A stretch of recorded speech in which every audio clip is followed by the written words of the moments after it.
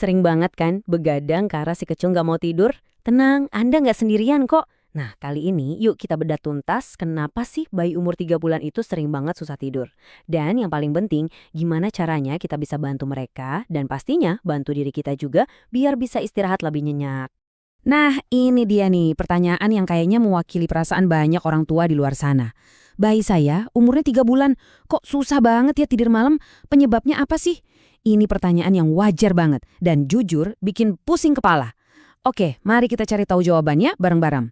Oke, hal pertama dan paling penting yang harus Anda tahu. Ini adalah fase yang super umum. Jadi, kalau Anda merasa kewalahan, itu wajar banget. Bayi Anda itu lagi beradaptasi dengan dunia yang besar ini. Dan pola tidurnya yang, ya ampun berantakan itu sebetulnya bagian dari proses perkembangannya. Jadi, sekali lagi ya, ini bukan salah Anda. Oke, kita masuk ke bagian pertama. Jadi, sebetulnya ada apa sih di bulan ketiga ini? Kenapa fase ini tuh spesial banget? Ternyata ini adalah periode perkembangan yang super pesat, dan itu ngaruh banget ke pola tidur si kecil.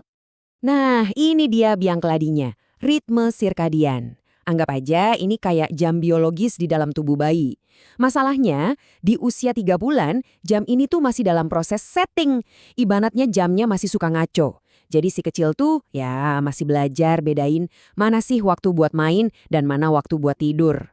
Selain jam internal yang belum bener itu, ternyata ada beberapa penyebab umum lain loh yang bisa bikin bayi begadang semalaman. Yuk, kita ungkap satu persatu. Coba kita lihat daftarnya. Ini benar-benar kayak checklist ya. Mulai dari yang paling dasar, lapar, atau mungkin popoknya basah jadi nggak nyaman. Terus suhu kamar juga ngaruh banget loh, entah itu kepanasan atau kedinginan. Ada juga kolik atau perut kembung. Aduh, ini bikin rewel banget. Jangan lupa juga sama growth spurt atau lonjakan pertumbuhan di mana mereka butuh lebih banyak bahan bakar. Dan yang terakhir, stimulasi berlebihan sebelum tidur. Nah, soal stimulasi berlebihan ini penting banget. Coba bayangin deh, otak bayi itu kayak mesin kecil yang susah banget buat dimatiin kalau sekitarnya masih terang benderang atau berisik. Jadi, lingkungan yang tenang, dengan lampu redup dan suara yang minim, itu tuh kayak tombol off yang ngebantu otak mereka buat rileks dan siap tidur. Oke, kita udah tahu nih kenapanya. Sekarang, bagian yang paling ditunggu-tunggu. Gimananya? Ini dia beberapa kiat praktis yang bisa langsung Anda coba di rumah.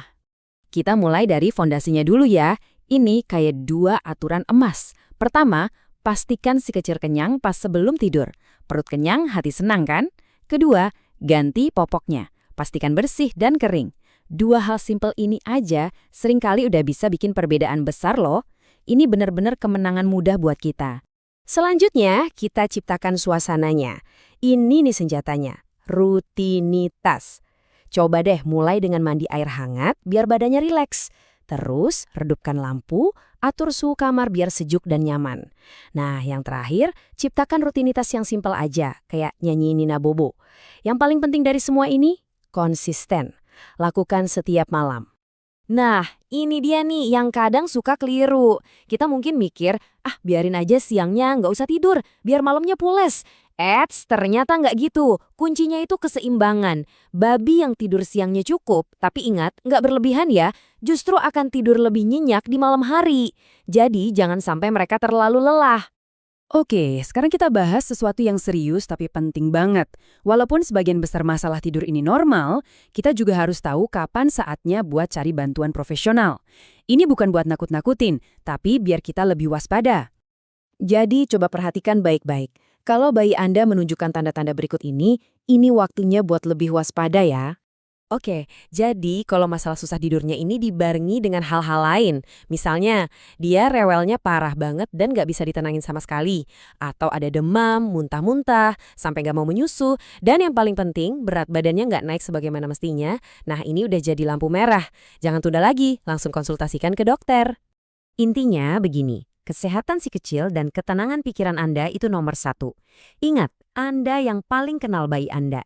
Jadi, kalau insting Anda sebagai orang tua bilang ada yang gak beres, percaya deh sama insting itu. Jangan pernah ragu buat hubungi dokter. Membangun kebiasaan tidur yang baik itu emang maraton, bukan lari cepat. Butuh waktu dan sabar banget. Jadi nggak usah langsung coba semuanya. Mulai dari yang kecil aja. Mungkin malam ini coba redupkan lampu lebih awal, atau nyanyiin satu lagu Nina Bobo, pilih satu aja dulu.